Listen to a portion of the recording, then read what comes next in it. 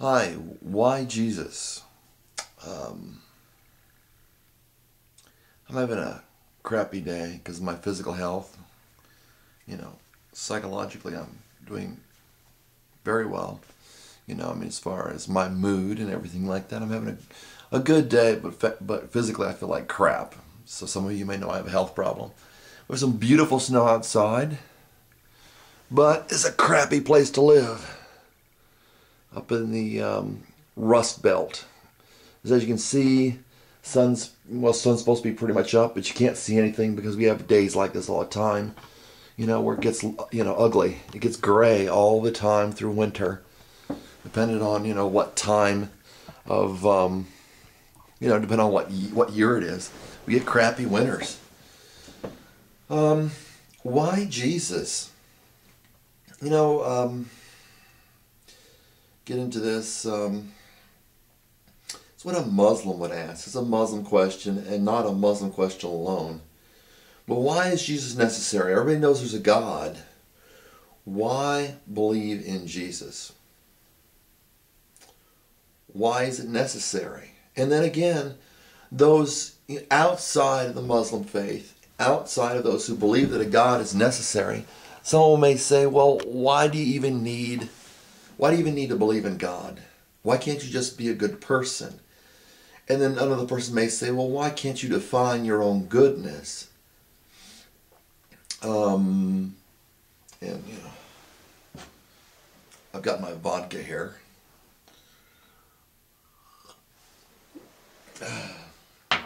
Not meant to offend anybody.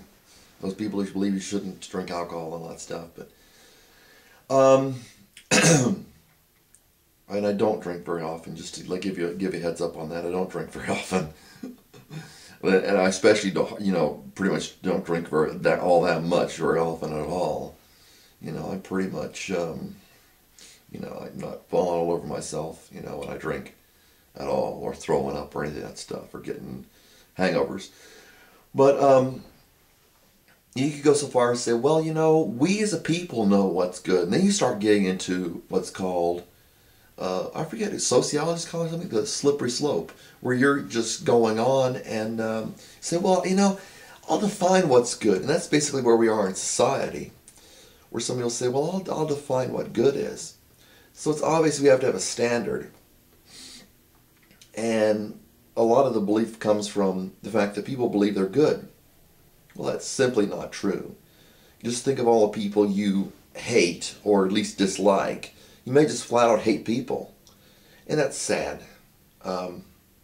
Because it's not the spirit, the essence of what Jesus came to bring was that kind of hatred and all that stuff.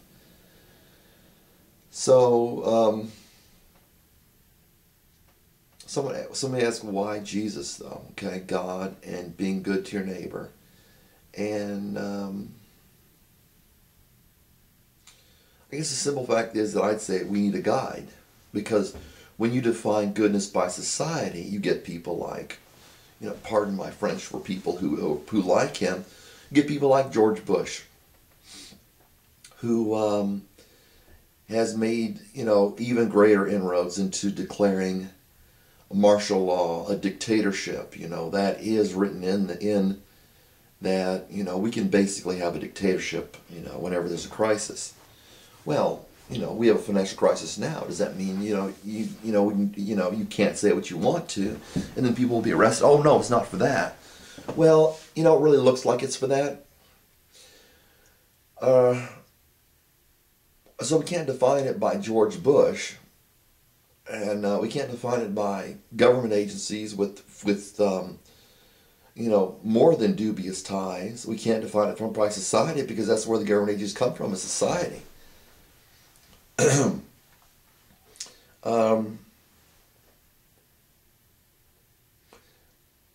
Jesus is a message that's preached. And he lives in and is with his people, which, some of that you can get from the Bible, that basis for that. But the Bible is not a basis for preaching. It's a reference point, but it's the power of God that is the basis for preaching. It is God's will, if it so be, that people hear his message. It's like if you buy a piece of fruit at the grocery store and you come home and you realize there's a rotten spot. Well, you can cut out the rotten spot. God uses this example with figs. There are good figs that went to Babylon, when the Jews were taken captive. And there were bad figs that went to Babylon, being carried by a bird and speak, I think it was maybe an eagle, being carried to Babylon. And the good figs, went there, God said, for good. And the bad figs went there for what they deserved. And I think, people still have that concept of this person deserves this person deserves that. The same people they base their righteousness off of. But God said some of the figs, or at least the prophet was saying, some of the figs were so bad that they could not be eaten. They could not even be eaten. They could not even be eaten. So when something is so rotten,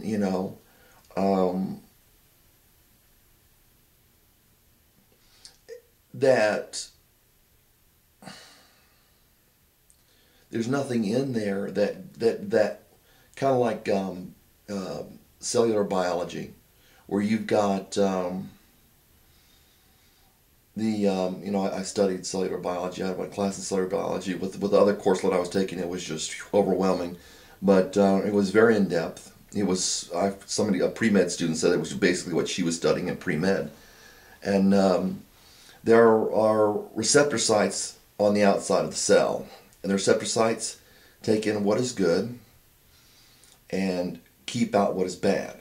And a poison is just something that goes beyond those receptor sites, that is received into the body, that poisons you, that can get past that into the cell and destroy the body.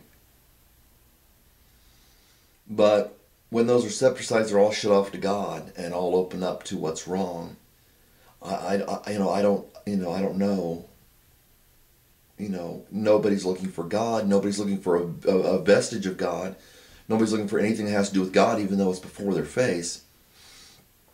Then, as is the case with a lot of people, they're just not going to receive what God has to say. And but people who will listen, if there's some way to get into their lives to get God's message out, I think He will. But with many people, they're just completely closed off from that. They're just dead set on evil. If there's any light, as in 1 John it says, light has come into the world. Was it 1 John? Yeah, I believe it was 1 John. I get confused between John and 1 John because they're similar. Light has come into the world, but men loved darkness because their deeds were evil and would not come into the light. Here you go. Bible. See? Bible. There's a wonderful gilded pages, which is, also important.